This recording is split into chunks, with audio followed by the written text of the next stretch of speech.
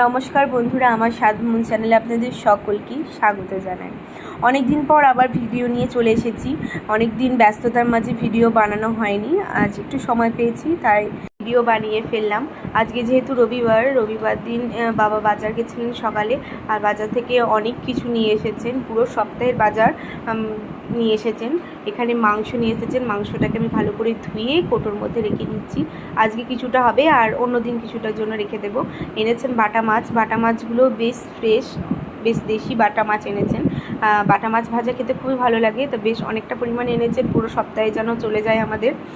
এখানে বাটা মাছটাকে ভালো করে ধুয়ে নিলাম, ধুয়ে কোটোর মধ্যে রেখে দেবো। শাশুড়ি মার জন্য একটা করব আর আমাদের জন্য আজকে চিকেন করব।